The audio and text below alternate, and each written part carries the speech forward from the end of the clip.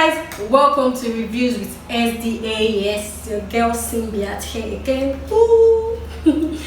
Guys, I'm still not feeling good, so I just think you should help me manage this vibe today because I don't understand how my body is feeling. But I have to do a video today because I don't want to keep missing my Saturday videos and sometimes Wednesday. So today I'm going to be doing a book review. In my TBR video, I told you guys that I'm going to be reading some books. I gave you a list of books I'm going to be reading, and I mentioned that Broken Empire Trilogy might be the first book I would read on the list, and I can say I have started the book.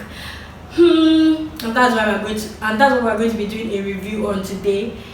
It is the Broken Empire Trilogy. I've not finished it. I've already started book 2, which is King of Thorns, and I'm halfway through. I'm almost done with King of Thorns. So the next one is going to be the Empire of Thorns book. But I just thought I should do a review of what I've read so far. This book was written by Mark Lawrence, and if you can imagine, it was his debut novel, and it's just amazing that he was able to write that book.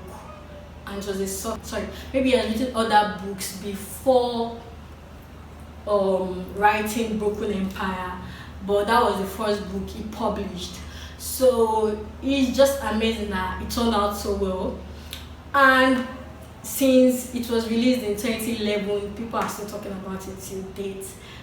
And the thing is, I had my doubts going in. Like I told you guys in the beginning when I did my TBR, that Prince of Thorns, the Broken Empire Trilogy, reviews online were I just had my doubts going in because a lot of people were like, the protagonist is hard to root for because is an anti-hero, and his anti-hero is like twisted to the point that you couldn't root for him.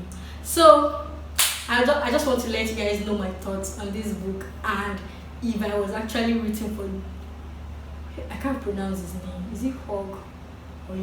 I pronounce the name as Jog, and the pronunciation on my audiobook says Hog or something, I can't remember. Please just bear with me because I don't know how to pronounce that name. Isha, Jorg, and for me it's Jog. That is Jog to me. I don't know how else to pronounce it, please. So yeah, let's get into the review. Broken Empire Trilogy is an anti-hero book about a prince who ran away from home to become the leader of a ruthless gang. And the reason he left home was because he witnessed the death of his mother and brother. They would have killed him too if they found him. And when he got back home, thinking that his father was going to send the armies and get revenge for his mother's death, his father did none of that. And instead, I think he was paid in horses and something like that. Anyways, he was bribed for not revenging the death of his wife and son. So Jog was pissed, so he left the house, left the palace, privileged life. He left the privileged life and went on the road with the aim of getting revenge on his own. But in that process, it was like he forgot. It wasn't that he forgot that he wanted to get revenge, but he kept telling himself that he was trying to gain more power before he got his revenge. So he became the leader of a ruthless gang, a gang of thieves and rapists and a gang of lots of criminals. Anyways, so For and the thing about it is that Jog left home at the age of 9, and this story starts with him like it was almost 14 when the story started. So it was like 13 going on 14. So the whole thing was just weird for me because a teenager, I'm not saying a teenager cannot rule a gang and all that. It's possible, it happens. But it's the way Jog kills people and the things he does, the raping and everything. But when I first read reviews about this book, I assumed that there was going to be like description of how Jog was doing many of these vile things, but the description was not there, which I thank God for, like, because I don't know how I would have gotten through the book. But I enjoyed the reading process of this book, and that's because I stopped focusing on Jog as an evil being or as someone who does these cruel, vile things. I stopped focusing on that. I focused on his relationship with the other characters in this book, and that was what got me going. That was what made me read this book. I wasn't rooting for Joe because he did a lot of bad things, but at the same time I did not want to drop the book, if you get what I mean, because it is an interesting story, and I was curious about the story because of how a lot of people were talking about it. But when I started reading it, what got me curious more and what made me continue is the fact that I want to see the end of Jog's life. I want to understand what, like, how it would end. I know he's going to become the emperor of the broken empire because that's what the whole thing is about: Prince of Thorns, King of Thorns, and Emperor of Thorns. So I feel like he's still going to become the emperor, but I would like to like see his journey to the place, and if he ended up having a character growth, because one of the biggest issues I had with this book was the fact that I could not feel any character growth with Jog. There were times that you could see that some things changed, because in King of Thorns, normally Jog will kill for no reason. Like, he will stab people for no reason. Just say something wrong and he would kill you. But in King of Thorns, I could see that there were changes. He wasn't the kind of person that would just kill for no reason. He will still kill you, but he's not that he will kill for no reason. But at the same time, because okay, the book is in first person and it is Jog that is telling the story, so you can see that he doesn't want to kill you. Not because he has a good reason for not doing it. It's because he feels like, okay, people expect him to kill every time, so let him not do it because that's what they expect him to do. I don't know if you understand that. Like, it's not because, oh, I am changing. It's because I want to prove you guys wrong. And I feel like a lot of Jog's motivations comes from these childish tantrums it throws, because this is what people want me to do. So people want me to go to the left, I go to the right instead. So that was just Jog's character to me. Another reason why I continued this book and why I enjoyed reading the process, like I said, I want to see the end of Jog, not his death, but what he becomes in the end.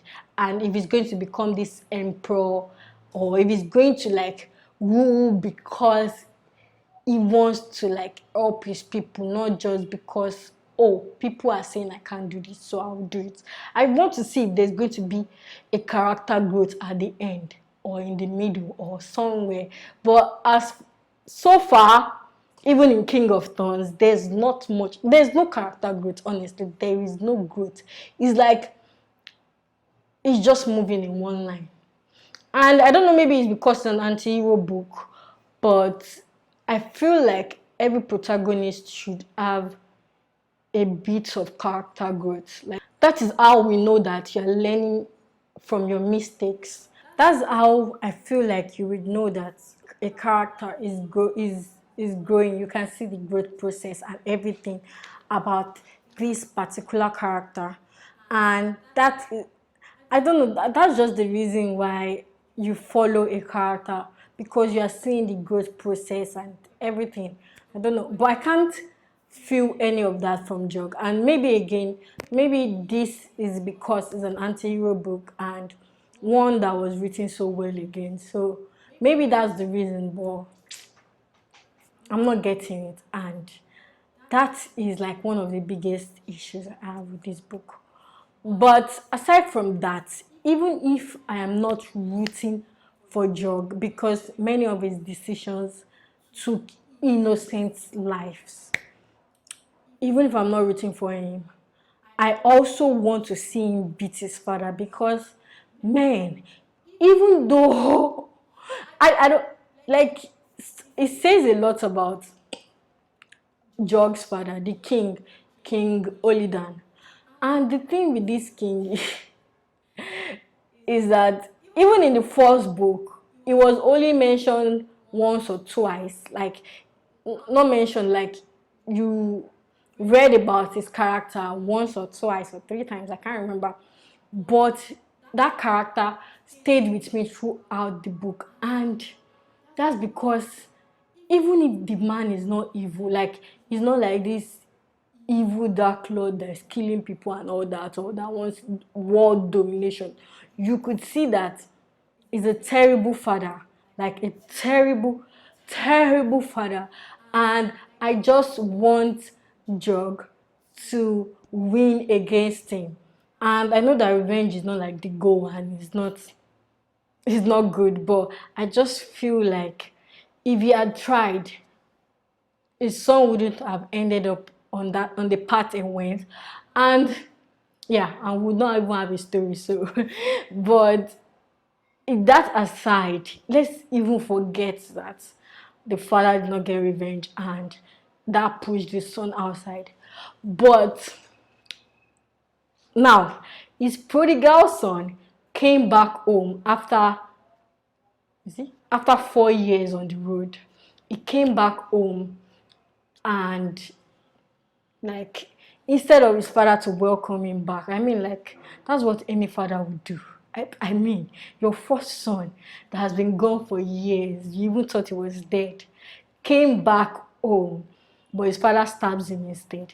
Like, I mean, I don't want to like tell you the whole story because I feel like I've already given like a lot of spoilers now. But the point is that this our anti-hero wouldn't be who he is without the things his father has done to him. His father is like the main reason he is so twisted. And even if the first book was about getting revenge, the second book, it became clear that Jog's driving force is his father, just to stick it to his father. Like, you're not going to give me my birthright, so I'm going to get it for myself. You're not, when his father did not claim him as heir to the throne, Jog went out and became the king of another place. And in the end, that was not enough. It's what is enough to like win against his father is to become the emperor of the broken empire. Like I said before, the reason why I continued, like enjoy the process of reading this book, is Jog's relationship with his road brothers. I just loved. He called his road brothers, his gang road brothers, like something they call each other. So I just liked his relationship with them. It wasn't, what they had was not love, and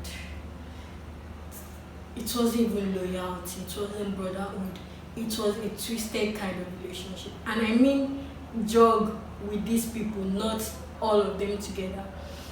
As the leader, he could like kill them for no reason, like just for saying something we did not like. He could like just stab the person. But if someone else does it, like an outsider does it to one of his brother, does like tries to kill one of his brother, Joe can go like ballistic, like he would he would kill them, he would like get revenge. I don't know. It doesn't make any sense to me. It is twisted. It's that type of love that it's not love. Like I'm not even calling it love. It is just like a twisted relationship. I can be the one to do things, vow things to them, but you from an outsider cannot do that. So it was that kind of relationship, and it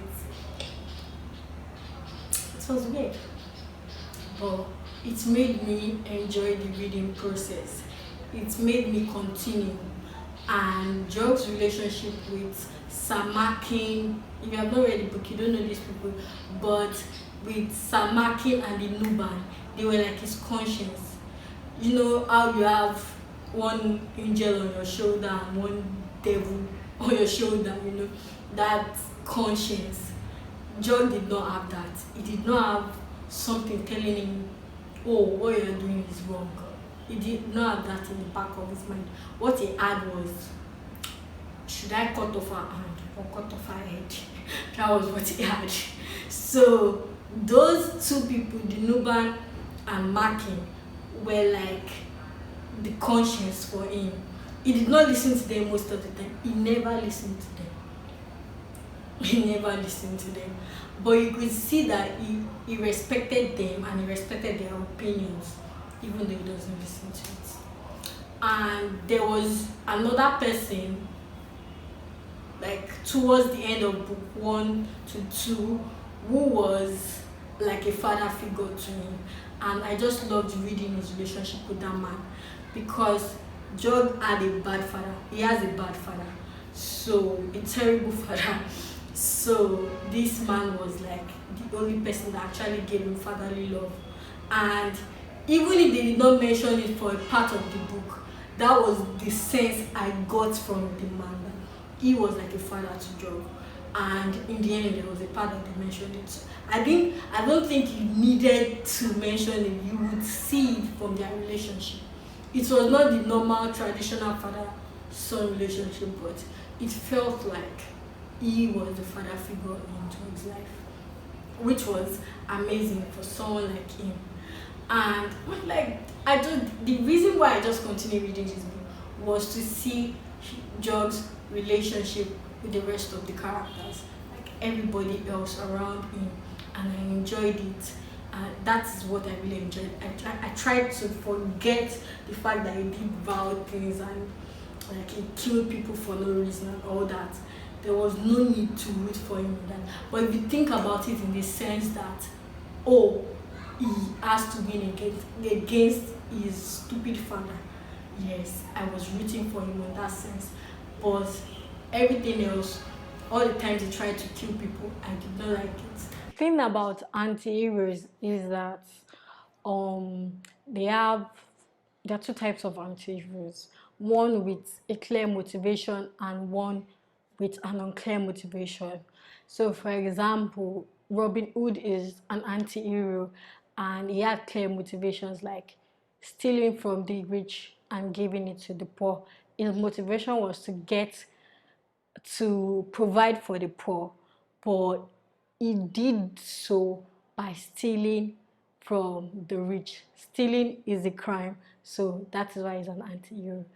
But if he was an anti-hero with unclear motivations, his stealing habit would have resulted in different things. Maybe at times he would give it to the poor if it's if he had something to gain from it. At times he steal from the rich and maybe use it to bribe someone if he had something to gain from it. So there wouldn't be a straight motivation for his reason for stealing. It's just that he would do things only for his own gain, and he doesn't care how it happens. So that would have been an anti-hero with an unclear motivation. So for Jog, I feel like as an anti-hero, he had unclear motivations and clear motivations. Like it was two ways for him, but most of the time it was clear, which was in the beginning. The reason why he was doing what he was doing was because his major driving force was revenge.